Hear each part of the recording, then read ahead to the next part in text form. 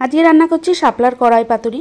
অনেকে শাপলা খেতে ভালোবাসলেও হয়তো ছাড়ানোর ভয়েতে খেতে চান না, কিন্তু এই পদ্ধতিতে যদি শাপলা ছাড়ান খুব তাড়াতাড়ি শাপলাগুলো ছাড়ানো হয়ে যায়। বলা যায় চোখের নিমেষে শাপলাগুলো ছাড়ানো হয়ে গেছে।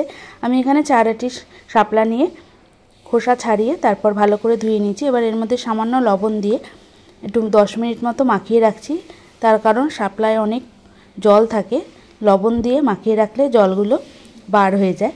10 মিনিট মতো এইভাবেই মাখিয়ে রাখবো। 10 মিনিট হয়ে গেছে, এখনও জল আছে, দেখে হয়তো বুঝতেই পাচ্ছেন। যতটা হাত দিয়ে পারবো জলগুলো চিপে বার করে নেব। এবার এই থালার মধ্যে দিয়ে দেবো এখানে ছোটো চামচের 2 চামচ কালো সর্ষে বেটে রেখেছিলাম কাঁচা লঙ্কা দিয়ে, সেই সর্ষে বাটা আর কাঁচা লঙ্কা দিয়ে দিলাম। আর দিয়ে দিচ্ছি স্বাদ অনুযায়ী লবণ।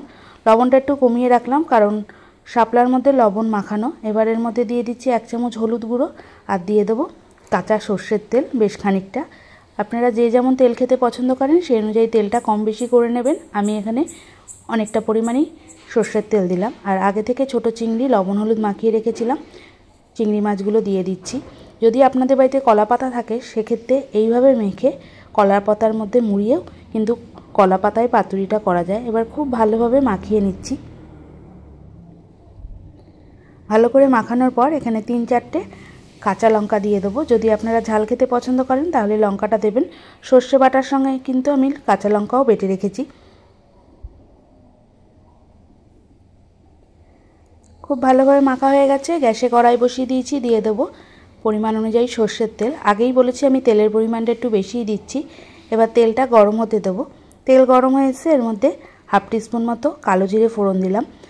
ফোড়নটা ভালোভাবে ফুটে উঠেছে। এবার মেখে রাখা শাপলাগুলো দিয়ে 5 থেকে 7 মিনিট মতো হাই ফ্লেমে রান্না করব।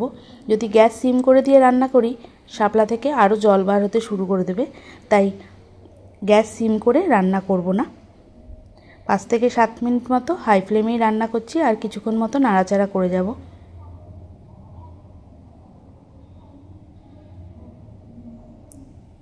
কিছুক্ষণ মতো ভাজার পর আমি গ্যাস সিম করে আরও 4 থেকে 5 মিনিট মতো ঢেকে দেবো, যাতে চিংড়ি মাছ আর শাপলা খুব ভালোভাবে সিদ্ধ হয়ে যায়। দেখে হয়তো বুঝতেই পাচ্ছেন জল কিন্তু বেরোচ্ছে না, আর শাপলার পরিমাণটাও অনেকটাই কমে এসছে। এবার আমি গ্যাস সিম করে দিচ্ছি। আপনারা চাইলে ইলিশ মাছের মাথা দিয়েও কিন্তু শাপলা রান্না করতে পারেন। 3 থেকে 4 মিনিট পর ঢাকনাটা তুলে নিলাম। শাপলা আর চিংড়ি মাছ দুটোই সিদ্ধ হয়ে গেছে, শাপলার পরিমাণটা অনেকটাই কমে এসছে। এবার ওপর থেকে দিয়ে দেবো আরও 1 চামচ মতো কাঁচা সর্ষের তেল, দিয়ে কিছুক্ষণ মতো নাড়াচাড়া করে নিচ্ছি, দিয়ে গ্যাস বন্ধ করে দেবো। কাঁচা সর্ষের তেলের গন্ধটা কিন্তু এই কড়াই পাতুরিতে খুব ভালো লাগে। তাহলে তৈরি হয়ে গেল শাপলা দিয়ে চিংড়ি মাছ।